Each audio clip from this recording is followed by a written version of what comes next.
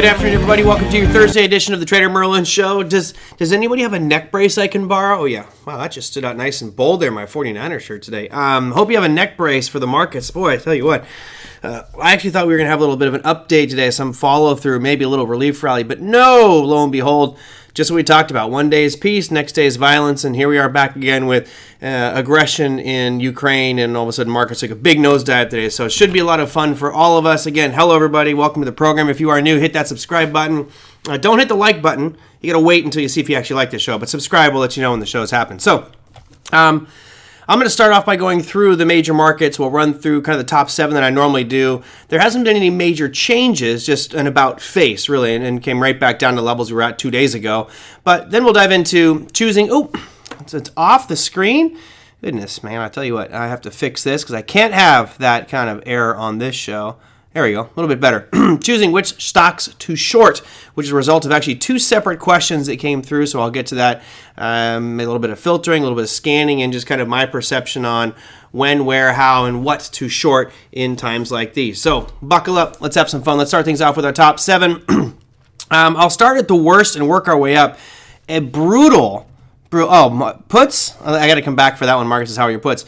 My puts are good. I'm up to 85 now, so I've added a little bit. But yes, still just Russell and S&P, 50 Russell, 35 S&P, slowly building that position. And if it keeps going, I'll keep adding. Right now, it's doing pretty good. Today was certainly a great day, especially when you have that kind of size on. Good for you, Big Eb. You got the NASDAQ. For some reason, I just went with the Russell instead of the NASDAQ. I thought we'd see small caps roll over, and right now NASDAQ's the weakest, but today we had a pretty nice decline in that Russell, 2.3% and 3% for the NASDAQ. All right, let's go to our markets and work our way up.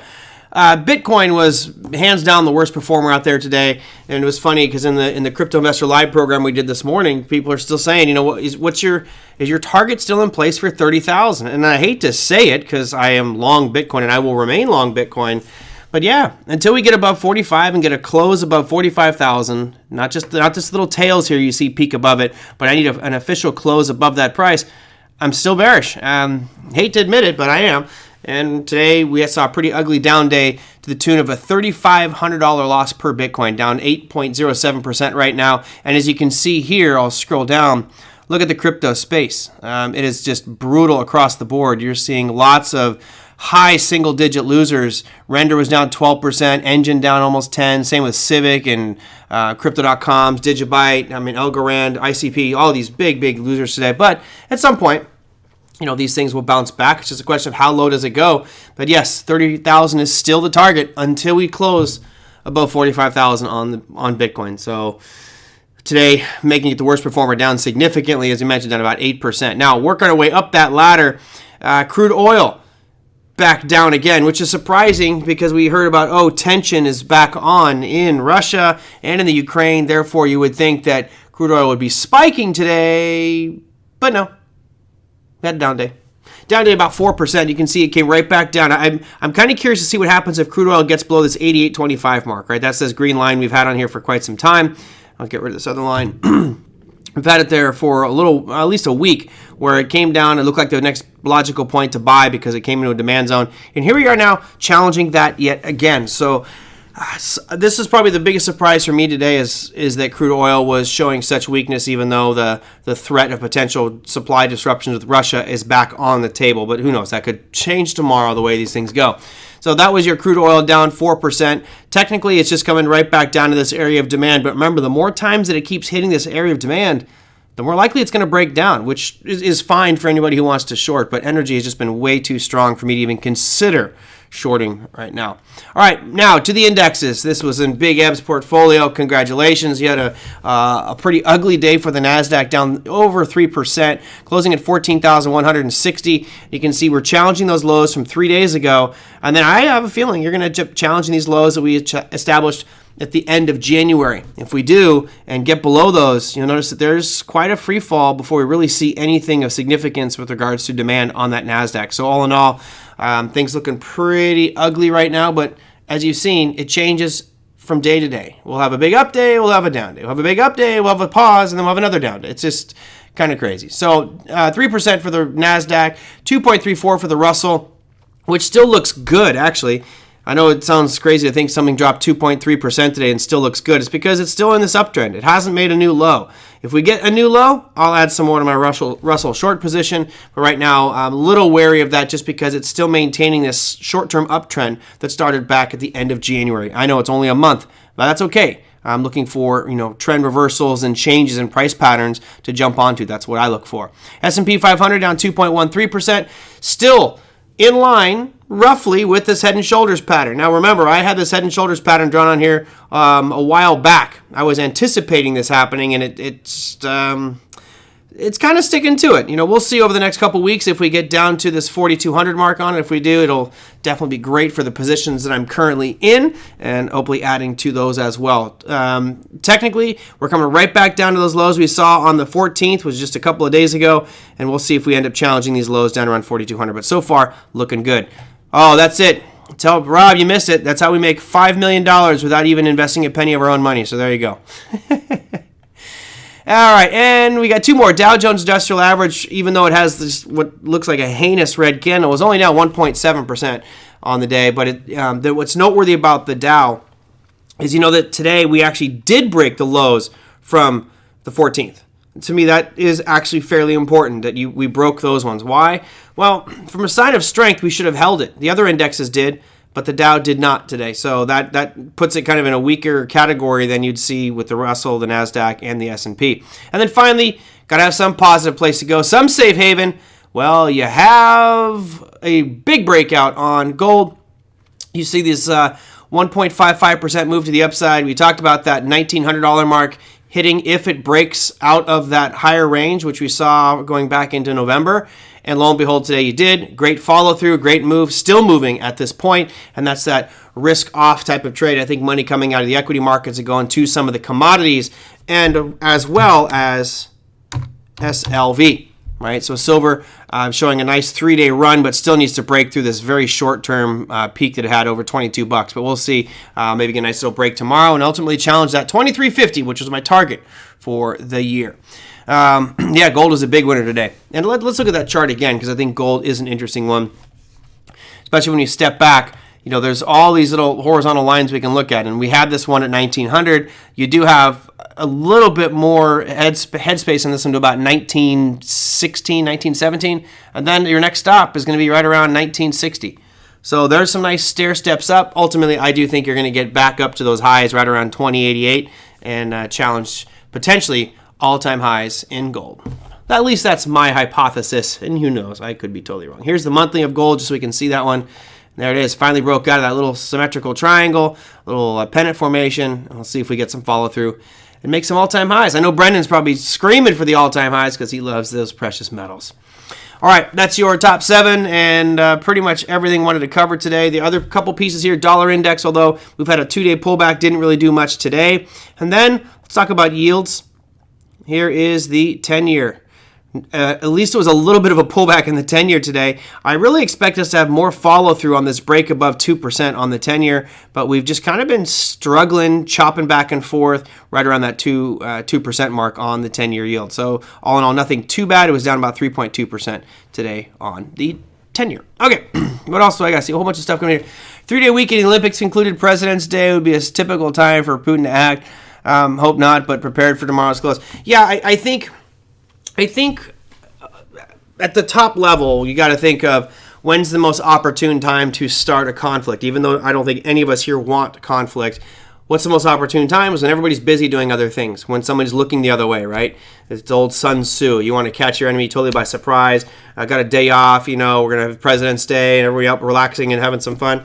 That would probably be a decent time to do it from Putin's perspective. Hopefully it is totally averted. But what I personally have experienced many times is going into a weekend like this as tensions build and build and build, it's the safest thing to do is to just go to cash, right? Doesn't mean go short, doesn't mean load up on puts, just go to cash. So what happens if all of a sudden a lot of these institutions who have been buying long positions and building big positions and capitalizing on all this nice up move in the equity markets, what happens when they decide to go to cash? that results in some pretty significant selling pressure in the market, and that could start a nice little sell-off of its own going into the weekend. So really curious to see how we end up tomorrow. Obviously today we had some tremendous selling pressure. Love when you get 3% down days in indexes, but we could see some nice follow-through on that momentum as well since we closed right near the lows. Yes, you want to, Margaret, you are interested in Shiba Inu? You too? What has happened to you, Margaret? I'm just kidding. I will, if time permitted, I will bring that one up. Okay, so let's go to the topic du jour, and then I can get through some other stuff. Choosing which stocks to short. Now, the main reason for this was because of a couple questions that came in from viewers. So let me get those questions up for you, and we can talk about that. So first one was from Mike. Mike says, do you run a scan or filter to find short opportunities? I'm assuming that that's short opportunities, Mike. And then from Tom says, he gave me a much bigger paragraph, but I love how you paraphrase it down to one kind of short, sweet sentence. How would you go about finding good stocks for bearish trades? Okay. So the truth of the matter is I don't generally short individual stocks anymore. And that's only because of my time commitment. I am so busy. Again, my brain right now, I would say, is about 90% full of trying to make sense of all the crypto world and convey that in my classes and figure all the stuff that goes out. So I'm consumed there. I also have a real life where I'm not thinking about financial markets. Plus, I still trade stocks and options and futures. So there's and build content. So there's not enough time in my day for me to be sitting there actively just staring at the market nonstop making trades. I don't do that much anymore. Sometimes I will when I have time, but for the most part, I'm not going to be looking at individual securities. What I like to do is look at indexes. So what I'm going to do is just explain a strategy, a way that I look at it, maybe show you some resources here which may help. Now, normally, I am going to look at the broad market. So S&P, NASDAQ, Russell, and Dow. Those are my kind of four horsemen, if you will. And I'll look for those for strength or weakness or just levels. And if something is turning within those indexes and giving me clues that we're seeing maybe some selling pressure, like I do believe we saw a couple weeks ago, kind of the trigger points making some lower lows and some lower highs and potentially lower lows. From that point, I will break it down a little bit if I want to and say, okay, let's say the S&P is now showing me lower lows and lower highs, right? So at what point do I decide, hey, I need to find trading opportunities within that? So let's go look at the S&P 500 real quick, just for example. So let's say here's your ES. And what really started it and triggered it for me was the fact we broke this low that goes all the way back to October 4th, right? And granted, it was only one big spike, but it happened real quick. And I'm a believer that when you see real aggressive moves, that represents a change in psychology or investor sentiment. So when I saw this real aggressive move down, I felt like, okay, this might be the time to start looking at short positions. So as it starts to rally up, I was looking at levels where I say, okay, I'm all right shorting this with the assumption that's going to make a lower high. So we saw it form this left shoulder here. It rallied back up, right shoulder, rallied back up, and now we're seeing some more weakness. So I don't think that I have a full-blown commitment here to say, hey, go short, the markets are going to hell. But at least I'm seeing some weakness, and that's what this yellow box really tells me. It's a combination of this low being put in on January 24th, and then the inability to make new highs. So those two signs tell me it's weak. Doesn't mean it's done, just means it's weak right now. So let's say I have that situation, and I'm already starting to think about what do I want to be going short. Well, I could short the indexes, which what I am doing right now, right? I am short on the S&P, and I'm also short on the Russell. But what I recommend to people, especially if you're looking to find individual securities, is start by looking at the sectors. Because within this S&P, there are 11 major sectors. I don't have all 11 here, but there's utilities and energies, real estate, healthcare, industrials, building materials, financials, healthcare. You have a whole bunch of different consumer staples, technology. Each one of these could potentially have within it some very strong short opportunities. So let me give you an example. And I can change this as we go, but it takes a couple minutes to build all this out, so I just came up with an example. What I've done here is I've gone out and let's say I feel like the market's rolling over. Great. So what I've done is I just simply put in these ETFs. So you can see I've got utilities, real estate, materials, energy, financials, industrials, technology, healthcare, and consumer discretionary. No worries, Pepe. Good to have you. And I can sort this by how far back I want to go. So I have it set right now at 174 days, right? And what I'm noticing here is this purple line to the top, that's energy.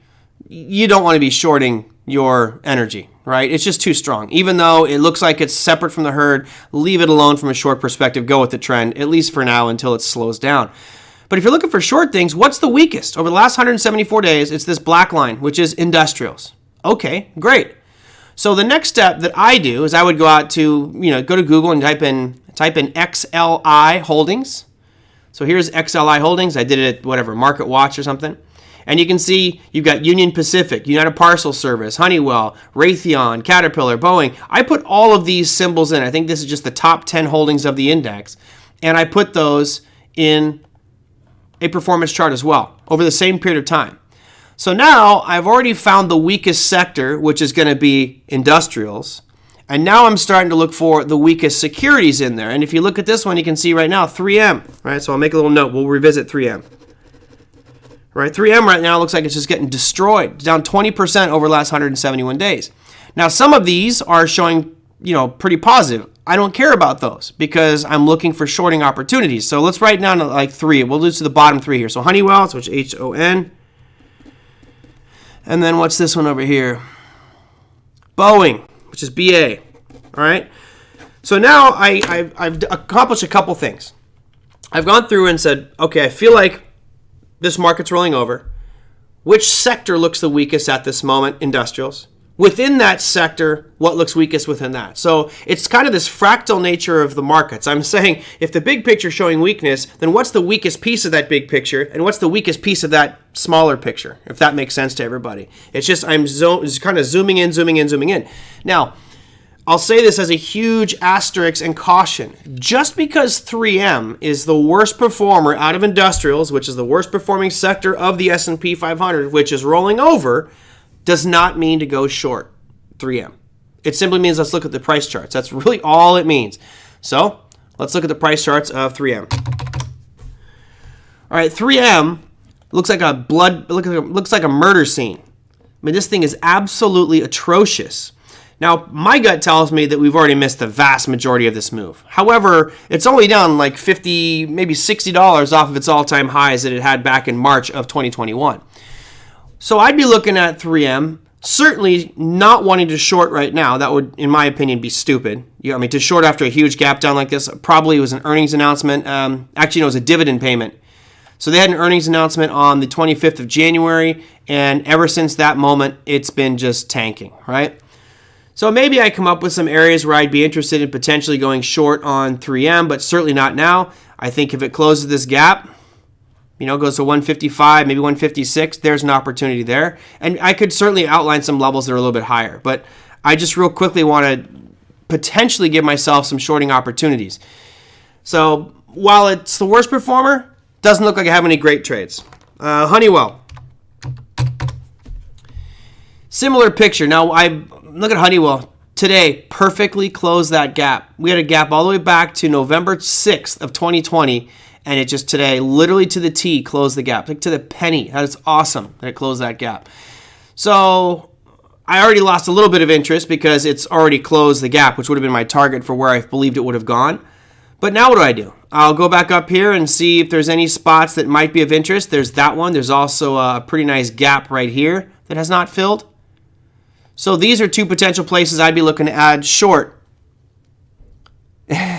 Yes, Tom. He says beauty is in the eye of the short holders. 3M looks kind of nice. It looks amazing. I'm not saying it doesn't look good. Only reason I'm saying it doesn't look good is because it's already sold off so much. Right now, I feel like you'd be chasing it, right? I feel like I'd be chasing it at this point. So I wait for it to bounce up a little bit. But yeah, this is, from a short perspective, this is centerfold material right here, man. If there was a magazine called Play Market, this would be it. We all drooling over this bad boy. Play Market. I think we should come up with a magazine, call it Play Market. All right, anyway, add one more. We had 3M, Honeywell, and then let's check out Boeing. Okay, now here's, to me, a great example. I like this one better. This is probably the best of them all. And Tom, I think you would probably like this as well because look at the price chart of it. It's not perfectly sideways, but it's just slowly drifting down. I mean, I could draw a channel in here and you know, it's got a, let's see if I can create an offset. If this allows me to create offsets. Sometimes other platforms do. Clone. Oh, nice. Look at that. Let's put that right below lows. I mean, that does not get much clearer than that downtrending channel on Boeing right now. I mean, that is gorgeous. So, you know, this is one that I would be interested in. While it may not have the sharp magnitude sell-off that we saw with something like 3M, this has calm and consistent moves. I mean, right now it looks like your short was today. And if it does drop all the way down from, let's say, it's at 213 right now, so, you know, drop all the way down to 175, hey, who doesn't like 40 points, especially if you're leveraged? So I think that this is, out of those three, is probably the best one because it's showing consistency. It's not showing some runaway sell-off. It's just showing the slow drift down. I like this one a lot. Okay, I like this a lot. And I don't usually look at Boeing, but boy, I tell you, if you're an options guy, this makes for a fairly decent spread trade. So that's kind of how I analyze things, is looking from the big picture and whittling down. Normally, like recently, this day, my current trading style, I'm just really, if I see something that catches my eye, great, I'll go with it. So I have all kinds of different security watch lists and stocks and S&Ps. I still use TradeStation to scan the S&P 500. But if I click through this list and I just simply see symbols, like for example, I don't usually trade Ford. I haven't traded Ford in years, but I'll just type in the symbol Ford. I'm telling you, that looks like a decent short potential if we can get down below these most recent lows. Because if you can get below 17 bucks on Ford, I think you got a decent short. You've definitely got a gap fill all the way down to about 15.50. So that's part of how I'm looking at it. It's just simply looking at the data or the price chart as I see it and what opportunities that present. Let's see, what are the symbols? Did somebody mention Molina Health, MOH, right? I think someone mentioned Molina Health. So here's Molina Healthcare. You know, healthcare is one of those sectors that tends to be incredibly resilient to any sort of recession or market crash, right? We're all going to need healthcare. Now, I don't know much about Molina Healthcare. It's certainly not my area of expertise, but we are coming right back into that all-time high here. Let me see if it is an all-time high. Yeah, not even considering. It's unbelievable. So, you know, do you end up shorting something like this? This is going against the grain on one of the strongest-looking charts that you're going to see in years. Let's put it up to a weekly. I mean, this may be one of the strongest looking charts you're ever going to see. I mean, Molina Healthcare back in 2008 was a $10 stock. It's at $3.19 today. Woo! A 30x move. Love it. That's crypto stuff right there. So shorting this becomes a little scary, a little sketchy, because you're shorting one of the strongest securities over the past decade. But still potentially worth taking a shot at here. Now, as far as, you know, going short for the long haul, I wouldn't bet on that. I would put my chips on the long side for Molina Healthcare just because it is going up and trending up. Oh, yeah. Yeah, I know. Remember, we were talking about Roku. Roku had earnings today. So let me bring up their earnings calendar for you guys so you can see that one real quick. Here's the earnings calendar for today. Yep, there's your earnings calendar. Roku, blowout earnings. They crushed it. They had amazing earnings. They were supposed to make 6 cents per share. They came out at 17. That is like, hallelujah. 183% beat, and they're down 15% right now. Oops. Want to get away? Ugly move. And let me zoom out a little bit so we can see.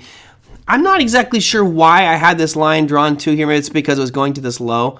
I don't know why that diagonal line is there. But right now we're down at 123. You know, my guess is you'll see it stop at 115. But yeah, this has been a great short. Again, who's using Roku? Anybody in here use Roku? I mean, I think we actually had an account at OTA because we had a Roku channel, right? The S&P ES is going to be the big short at some point. I don't know about that. It's too diversified to be the big short. You know, that's basically if you're saying that the equity market, like the S&P, is going to be the big short, you're basically making the assumption that the entire financial system will come to a screeching halt. And I do think that it will come to a screeching halt, but it's resilient. It has a lot of money to save it and back it back up. So I don't think you'll see the big short type of action, but do we get an equity market collapse of 50%? It's certainly not out of the ordinary. Not out of. Roku is it's a streaming service. It's like a little box you buy and has different TV channels you can watch. And pretty much it. Oh, did I not have the chart up there? I thought I had Roku up. So here's Roku. Sorry, Mark. I thought I had Roku up. So there's Roku. Yeah, Walmart had a decent day. They beat earnings and they're up about 4%. So did, who else beat earnings? One called Excelsius, but it's one that most people aren't even going to watch because it's such a small cap company. So here is that Roku chart. And when we step out and look at the big picture, remember all the streaming services did really well when COVID hit. It was one of those things that's like, oh, COVID hit, and they just vaulted. Now I think you see them all coming back down to reality. Roku, they're not advertising. You don't really see commercials for Roku. You definitely see commercials for Netflix and Disney Plus and other streaming services. Not so much with Roku. So, I just feel like they're just falling out of grace. Other ones, and Tom was right. He mentioned things like Zoom. Zoom's just searching for a bottom. I mean, I haven't been bearish on this one, nor will I be bearish till it gets down to like $60. You can notice some levels down here about $60. Other than that, Zoom's just bleeding right now. Not looking good at all. There's a lot of companies out there that look like this, that benefited greatly from the COVID boom, and then now it's the, hey, we're potentially getting back to real life bust. Rock says, Roku beat the estimate but missed the whispers, so why is so much emphasis placed on whispers and not actuals? That's a good question. That was something that I struggled with years ago on the trading floor because we were always looking at the earnings numbers, and then it became, hey, just focus on the whisper number. Good question. I don't know why we focus so much on the estimate. It's the whisper that really is the best number to look at, but a lot of times you have to pay to get access to those numbers. I don't know. I think it's another market con, honestly, to get me to pay more money for someone's analysis. It basically makes me feel like the data that we do receive, the regular earnings numbers, is all BS, and it's a fake estimate, but the whisper ones you have to pay for, and those are the better estimates. Who knows? That's just why I stay away from earnings. It's just too much of a scam in my opinion. But bottom line is that trend is gorgeous. We looked at the other trend just a minute ago on 3M. Man, this one looks even better. From over $600 all the way down to $129, and it doesn't look like it's slowing down at all. Zoom is going to change their ticker symbol to tanking. Tank, T-A-N-K. Let's see if the ticker symbol for tank is taken. Oh, there's no symbol for tank. Maybe we can petition to have Zoom symbol changed. Yeah, Big M. Kathy Wood, don't fall for that one. Kathy Wood, she, is it CDM or CND? This is the SPAC that is bringing Circle public. It's Concord Acquisition Corp, and she just bought a ton of this thing. A ton of CND, which is, again, the SPAC that's going to bring Circle, who is in partnership with CoinDesk, who is in partnership with Coinbase, who is in partnership with Goldman Sachs, and who has the second largest stablecoin in the world right now. So this is another interesting play. I may be buying some of this one here soon. I'm a little wary of SPACs. I just don't trust them. You guys remember the BACT, the BKKT one, and I forgot what the original ticker was. Remember that SPAC that I was in? What is it, 2020? Look what happened to that thing. I just stopped watching it. Hey, Michael, thank you so much. I appreciate that very much. So BKKT. You guys might remember I did a show on SPACs last year and was talking about, are they good, are they bad? To me, they're a necessary evil. Make your own judgment. And I bought one. I forgot the original ticker symbol, but the company that was being acquired is called BACT, BKKT, who was saying we are going to be the institutional clearinghouse for cryptocurrencies, to which I was rubbing my palms together going, that's what we need. That's it. Yes, love it. Let's do it. And I bought it. I bought it at $15. It kept falling. It fell all the way down to like $8.50. I was totally pissed off. I was like, bait and switch, because now they switched, and it's an app on your phone that you can go to Starbucks and buy coffees with Bitcoin. Who cares? Really, that's not what I was buying into. I was buying into an institutional clearinghouse for crypto. Here's the price chart of it. Actually, I'm going to not show you the full price chart. I want to show you what happened after that, which is why sometimes when you have a gift horse in the mouth, you just dump it. So here is BACT, BKKT. So you can see I bought it $15, which was way back here. There's my initial purchase was somewhere back in here. And you can see that it just tanked. It stayed sideways at like $9 forever, dropped all the way down to $8. And you guys kept asking me, VIH, yep, something Impact Holdings. Thank you very much, Rob, yep. That was the one. And I was like, I'll hold it until they finally do bring their IPO out. And then they made this announcement. And I sold all of mine out at 17, and I was like, Great. I made a couple bucks. I'm happy. End the misery. I made, $2,000. Big deal. And then you kick yourself because here's what it did over the next couple of days. Went to $36, went all the way up to $52. And you're like, son of a biscuit. Are you kidding me? But now look at it. Womp, womp, womp, womp. The thing went all the way down to $3. So sometimes it's good to jump out. Even though I only made $2,000, at least I didn't get all the way back down to $3. Hey, Chef E, thank you very much. Wait, we're Canadian? You got to save your money up there. What's happening to their banks? I'm seeing all kinds of issues with the banks right now in Canada. The last 24 hours, like a whole bunch of bank shutdowns and inability to access cash. Is that true up there? Something seems weird going on with those Canadian banks, but thank you for the contribution. My bank will accept that anytime. I appreciate it. So this SPAC is also, as I mentioned, CND. And again, I'm bringing this one up just because I thought you guys might find this interesting. It's called Concord Acquisition. They're basically Circle, going to do the SPAC merger. I'm debating buying some. I think long-term this could potentially be a really good one.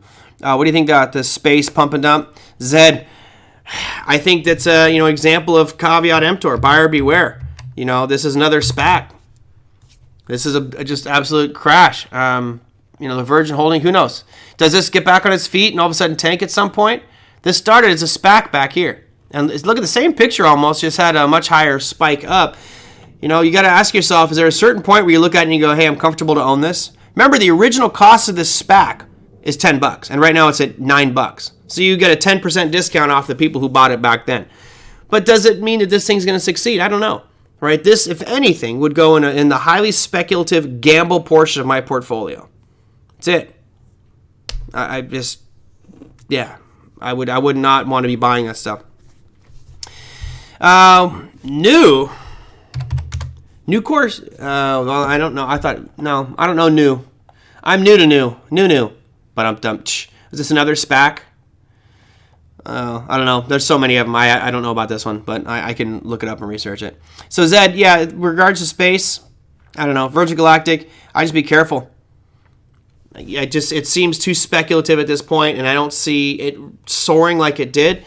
But at $8, $9, it might make it worthwhile.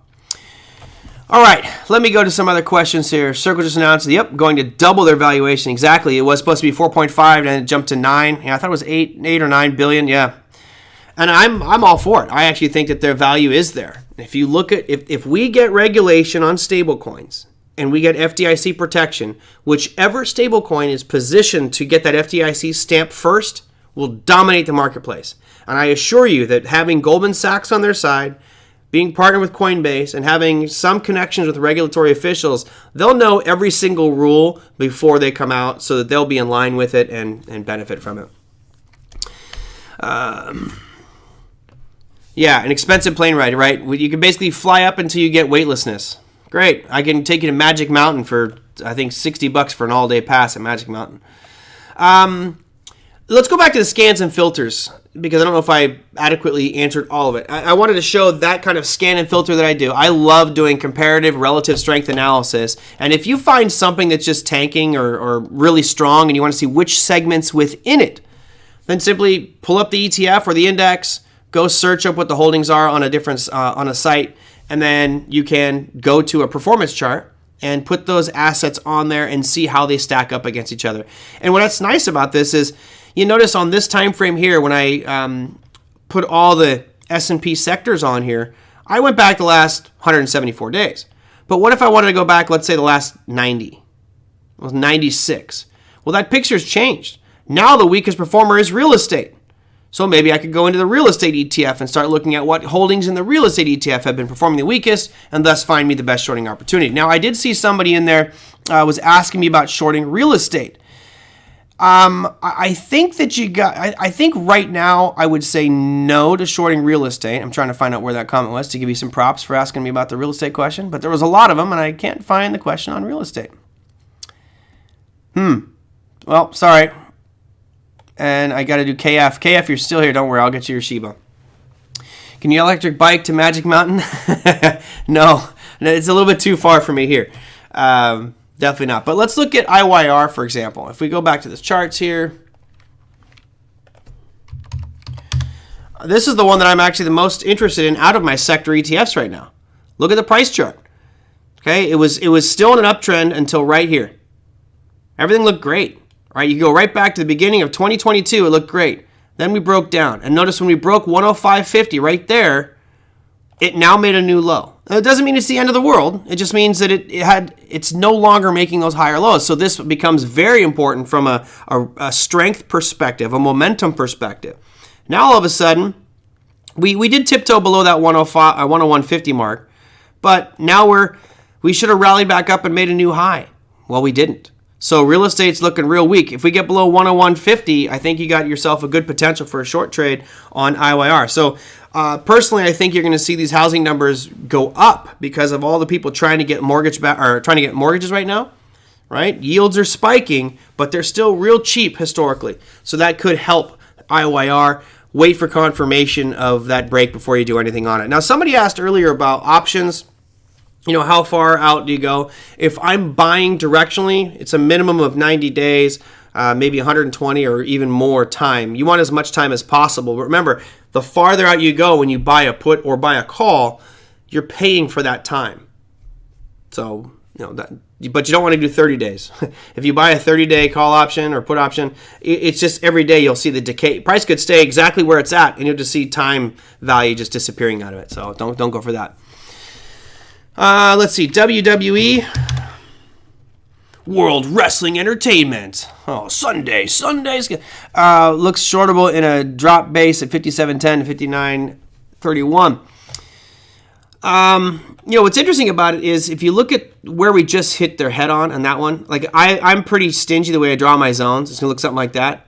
What's surprising is the way today just hit right into it.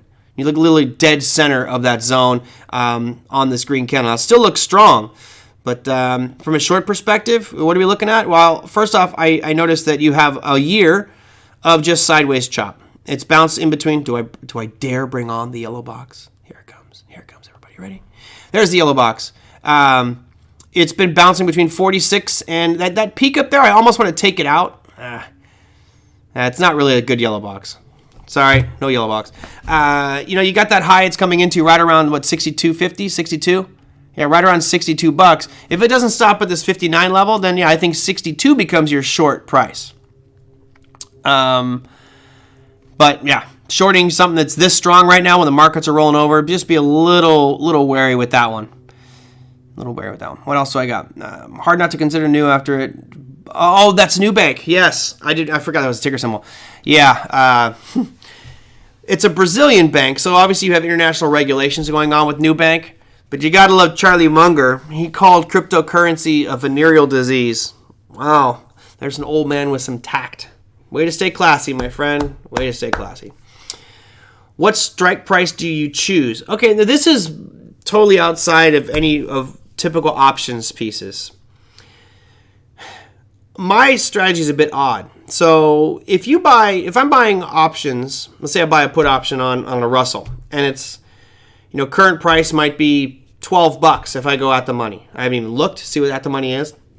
But I like to go way out of the money, especially if I have conviction that things are rolling over. I like to go way out of the money. And the reason for that is if I buy a $1 option, and it's usually fairly cheap, not a lot of action going on there, but if things really start to accelerate down, we get a really powerful 5% down day, those ones that are way out of the money tend to spike significantly.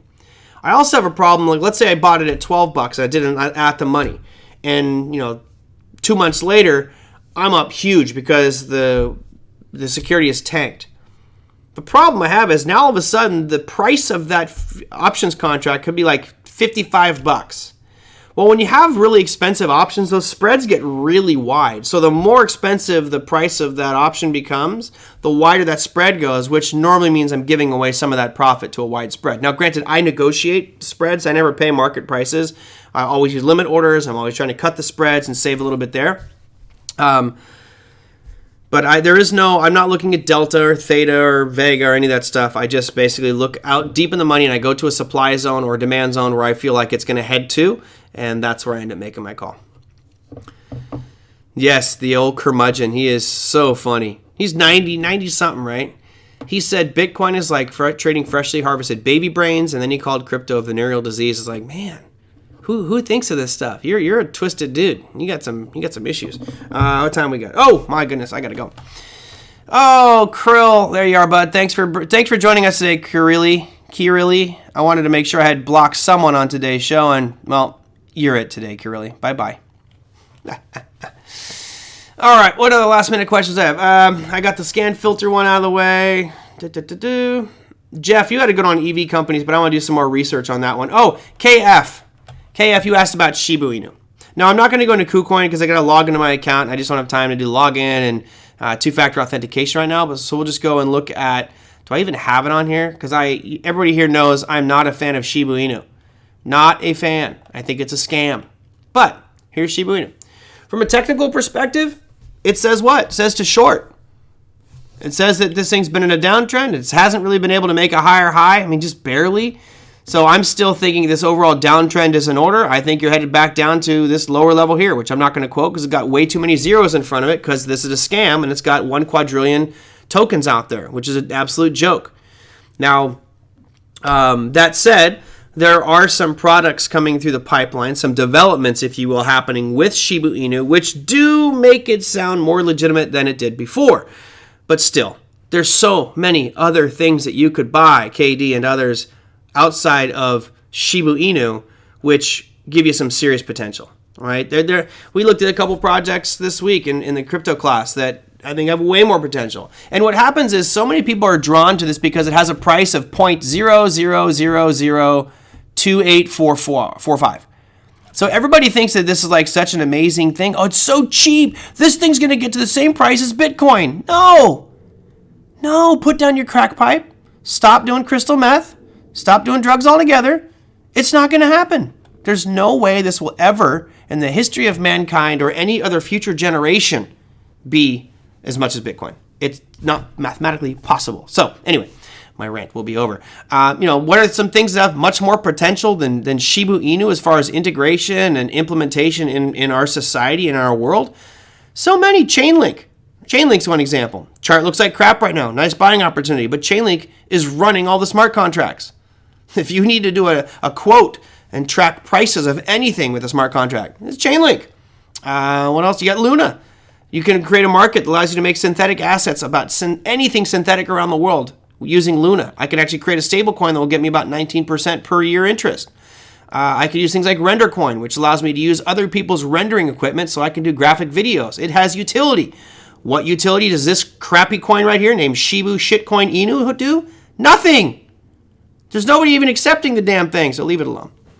What if they burn 75% of the supply? They can't burn 75% of the supply because they already burned 50% of the supply. When they made Shiba Inu, they gave 500 trillion to Vitalik Buterin. They just sent it to his wallet and said, look, Vitalik's using it. It's a total scam marketing ploy to get people to think Shiba Inu is valuable. So it's a great question. I sound like Charlie Munger when I talk about Shiba Inu. But see, what Charlie Munger is saying is just a blanket statement slandering the entire industry, right?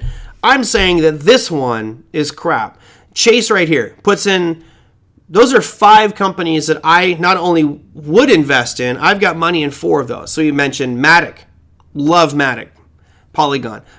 Phantom. I don't have any in Phantom, but it's on the list. Atom. Chainlink. Cosmos, Polkadot, those are all doing tremendous things to build this whole digital Web 3.0 world. And then there's Shiba Inu, which was started as a scam of a joke of a joke. I marvel that people still think Shiba Inu is going to go to $1. It just blows my mind. So technically, if I actually believed in Shiba Inu, I would still say to short it, simply because it has not been able to reverse course. Yes, it's had a big bounce the last month, but it still has not made a higher high. If we get a close, pretty much right there, it's right where it's at. If we get a close, let me put a line on here. I need a close above 0.000033. Get a close above that? Okay, fine. Buy some Shiba Inu. Other than that, short it. And find something else to spend your money on. Hey, Rob, thank you so much for the Shiba Inu donation. I appreciate that, my friend. I still wish you could just save that money and buy me a beer if I ever make it over to the UK, but maybe I'll take that money and buy it. No, the Shiba Inu faithful cannot do math. Diamond hands, bro. Diamond hands. Like, that's not a diamond. That's a round circle, which is probably the pile of poop that Shiba Inu is. Oh, boy. Here's what's cooking for tomorrow. I need a break. Jeez Louise. Economic calendar for the 18th. Really, for Canada, you got the retail sales numbers, which was, I believe, will be impacted because of what's going on with all the roadblocks, the convoy, etc. For the U.S., you've got existing home sales coming out. That's going to happen tomorrow morning at 7 a.m. Pacific time, which is 30 minutes after the markets open. Then you have a big day, and it's not like you can just prepare for one announcement. Look, at 7:45 Pacific time, you've got FOMC member Waller speaking. At 8 a.m., you have Williams speaking. And then at 10:30, you got Brainerd speaking. So you have a lot of FOMC members speaking tomorrow, which could create undue volatility on an already volatile day. So there you go. Ask Elon to tweet about Shiba Inu. Yeah, he'll just do it on his own. I think his kid owns some Shiba Inu, so that's where he tweets out every now and again just for fun to make things move. Anyway, sorry if I'm so cynical and bitter about Shiba Inu. It just is what it is. I got to vent on something, right? I could vent on the trader I hate from Chicago and just go off on him, but what good would that do anybody? All right, that's going to do it for me. I have tomorrow off. As you guys know, I'm going to be going up to LA to get some new electric bikes. My garage is going to look very full here in a couple of days, so no show tomorrow. And Monday is President's Day. Are we going to do a show on Monday? I may not even do it on Monday. My dad's going to be in town, so I'll probably spend some time with my pops, which is probably the more important thing to do. I mean, granted, I love doing this show for you guys, but it is free, and my dad is in town, so I may actually take Monday off. Keep an eye on my Twitter. I'm not 100% sure. If he goes and does something on his own, maybe I'll just host the show anyway. But keep an eye on Twitter. It's at TraderMerlin to see the update. I'll post and let everybody know if I'm going to be doing a show on Monday. Underdog trade of the day. The people want... I thought about bringing back what I used to call it the power pick of the day when I did Power Trading Radio for Online Trading Academy. That was fun, but one guy ruined it for everybody, but maybe I'll bring that one back. All right, that's going to do it. If you have comments, questions, those that got their questions answered today, you guys put your questions down below the YouTube channel, which is why I gave you priority. So if you want me to answer your questions first, put it down below the YouTube channel. Let us know. Let me know. I say us like I have a team. Let me know what it is you want me to cover, talk about for potentially Monday or Tuesday's session, and I'll let you guys know if I'm going to do a Monday show. Until then, have a fantastic weekend. I will see y'all on... Actually, let's all cheer for a down day tomorrow. Bearish, bearish, bearish. And I'll see you guys on Monday or Tuesday. Take care, everybody.